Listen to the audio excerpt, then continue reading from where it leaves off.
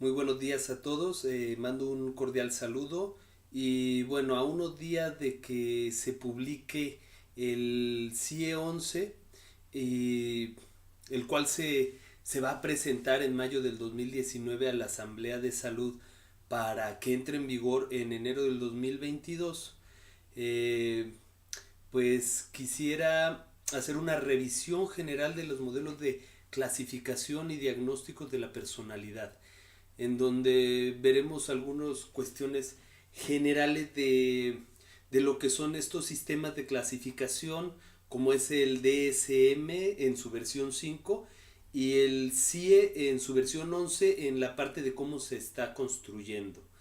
Y también revisaremos algunos partes de cómo toman estas categorías y cómo se clasifica en cuanto a un enfoque categórico que hacen estos sistemas de clasificación.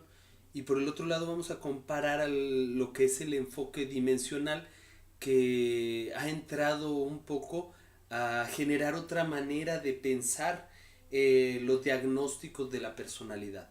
Vamos a revisar a grandes rasgos, bueno, de dónde nace estos modelos de personalidad y cómo es que se van creando estos sistemas que ayudan a generar clasificaciones.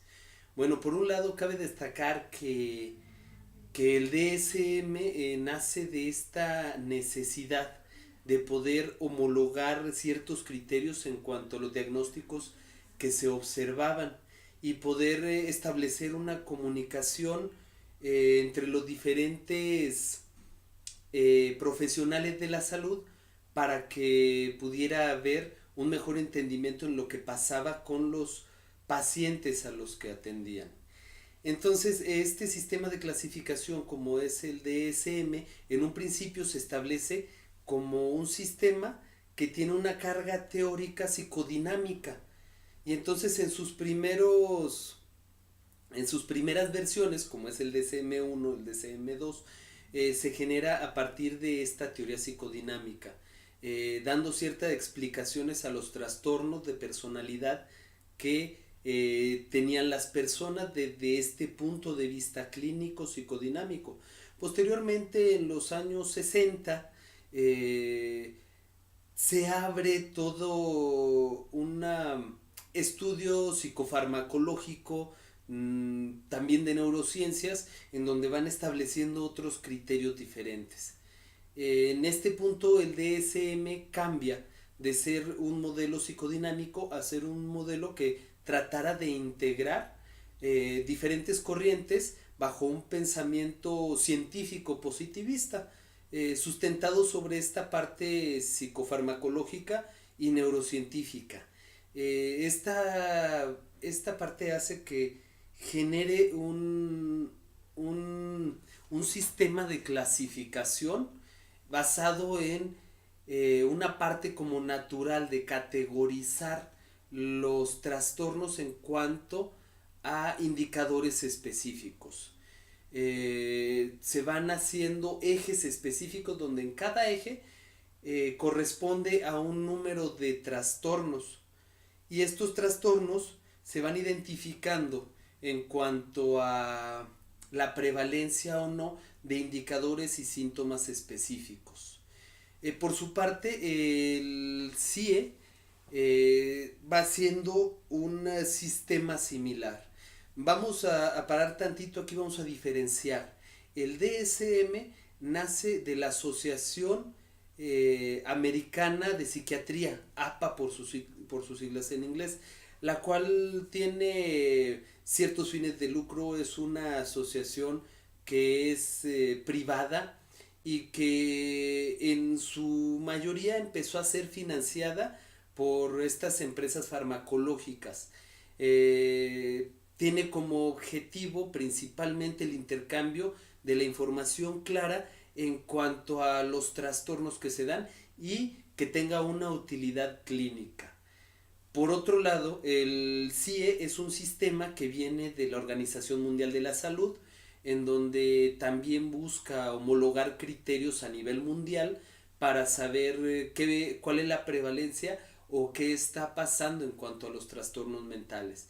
En la clasificación del CIE establecen grupos en donde son grupos de trastornos, los cuales también se basan en indicadores específicos para así catalogar si se tiene o no un trastorno. El CIE nace también en esta necesidad mundial de poder homologar criterios y de poder compartir información con otros especialistas. Y de igual manera también se busca que tenga una utilidad clínica. En ese aspecto son muy similares el DSM y el CIE. Es interesante en sus versiones más recientes algunos puntos de divergencia entre estos dos sistemas. Por ejemplo, el DSM le da un peso superior a una parte neurocientífica, orgánica, desde donde sustenta estos trastornos mentales. Es la prevalencia de cuestiones neurológicas lo que detona un trastorno según el DSM. En esta versión es como si la parte orgánica fuera el detonante de una serie de rasgos de la personalidad, por decirlo así, o un factor muy importante. Por otro lado, el CIE comienza a construir este nuevo sistema del CIE 11, su versión 11, a través de un modelo participativo, en donde busca que participen diferentes expertos de diferentes áreas geográficas. En ese aspecto, trata de hacer un panorama global en donde se sustenta en cuanto a lo que se vive en los diferentes países. Si bien el DSM se construye en Estados Unidos, se basa principalmente a esa parte sociocultural de este país. El CIE está adscrito a una organización internacional como es la Organización Mundial de la Salud y busca homologar criterios a lo largo del planeta. El DSM-4 toma, perdón, el DSM-5 toma como eje central las investigaciones en neurociencias, cuestiones neurológicas y en esa base principalmente organicista. En cambio el CIE empieza a tomar eh, un, información de los diferentes profesionales de la salud que trabajan en el área clínica, abriéndose a diferentes países. Países de diferentes eh, contextos, unos en vía de desarrollo, unos que pueden ser potencia, y trata de generar un aspecto que se adecue a las diferentes partes que puedan utilizarse en diferentes contextos sociogeográficos y que de esta manera pueda ser útil a nivel mundial. Eh, Estas son algunas diferencias de estos modelos en la actualidad. Sin embargo, hay una parte interesante que es la que se conserva. Y esto es que estos dos sistemas se basan en un enfoque o un modelo de clasificación que es categórico. ¿A qué me refiero con categórico? Busca establecer categorías, se busca delimitar en una parte binaria los trastornos. Es lo tienes o no lo tienes. En esta parte se manejan indicadores precisos para saber si entra una persona dentro de la categoría de trastorno o no. En este punto limita mucho el actuar clínico, ya que se presta mucho a que haya mucha comorbilidad, o sea, que se mezclen diferentes trastornos y no se puede identificar esa línea clara entre la prevalencia de un trastorno o no. Al categorizar de esta manera, también genera lo que puede ser la idea de de tener una enfermedad o no. Hay que hacer una pequeña diferencia entre la parte de una enfermedad en donde hay indicadores biológicos específicos, orgánicos, que detectan organismos que son extraños al cuerpo y el cual puede identificarse y atacarse directamente, y un trastorno depende más de rasgos de la personalidad que no se adecuan al contexto en el que están y que se sale de una parte convencional. En este punto, al ser un enfoque categórico, muchas veces lo que pasa es que estos diagnósticos son generalizables, son determinantes, y es un enfoque determinista en donde es blanco o negro, se tiene un trastorno o no se tiene. Y se pierde una gama de posibilidades en la parte de los rasgos de la personalidad que pueden estar afectando de diferentes maneras a cada persona, y que cada persona en un contexto individual lo puede estar viviendo o afectando de maneras muy particulares. Sin embargo, al categorizar, también se trata de, en muchos casos se homologa lo que es el tratamiento. El tratamiento no se adecua a una realidad posible. El categorizar complica un poco para los profesionales de la salud, ya que en casos específicos las personas no se adecuan a un cuadro dentro del trastorno tal y como lo marcan estos sistemas. Y lo que hace el profesional de la salud en muchos casos es encuadrar la realidad del paciente, de lo que está teniendo, a lo que dicen estos sistemas. Pareciera que la realidad es más lo que dice el libro, el DSM, el CIE, que lo que está viviendo un paciente. En contraste, sale otro enfoque, o se presenta otro enfoque en donde propone una manera diferente de generar diagnósticos en cuanto a la personalidad, que es el enfoque dimensional. Este enfoque lo que plantea es la revisión de estos rasgos de la personalidad en cuanto a una gama de formas de vivir estos rasgos. Y a veces se presentan en dos cuestiones, dos rasgos que se oponen, pero es sobre una misma línea. Por ejemplo, el extrovertido en cambio al introvertido, y no es que una persona sea o extrovertida o introvertida, sino hay niveles de introversión o de extroversión.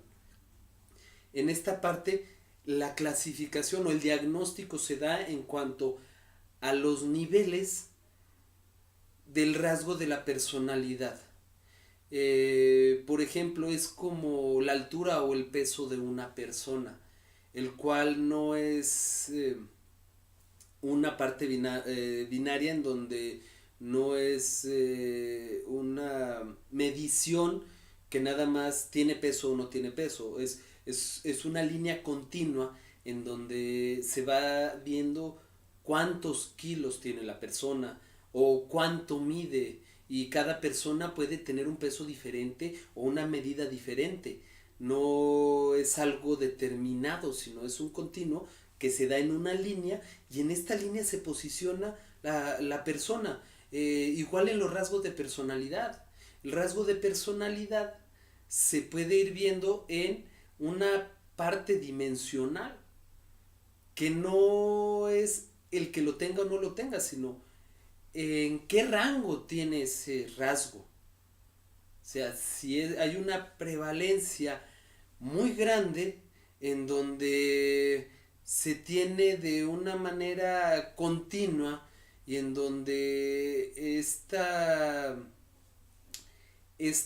forma de tenerlo es no nada más continua, sino muy fuerte o muy débil.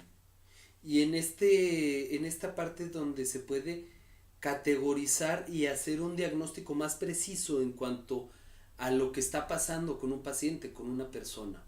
En general, el hacer categorías ayuda en cierta manera a poder comunicar hacia otro experto lo que le está pasando a un paciente. Sin embargo, el generar una dimensión clara ayuda principalmente a hacer un diagnóstico más preciso y a poder generar una estrategia clínica que se adecue a las necesidades de las personas. En general, el estudio de la personalidad es un estudio que no se acaba, que siempre se está buscando. En la parte dimensional el problema que hay es no se ha especificado los rasgos de la personalidad específica o no se ha homologado qué rasgos de la personalidad son los que se utilizan para el diagnóstico.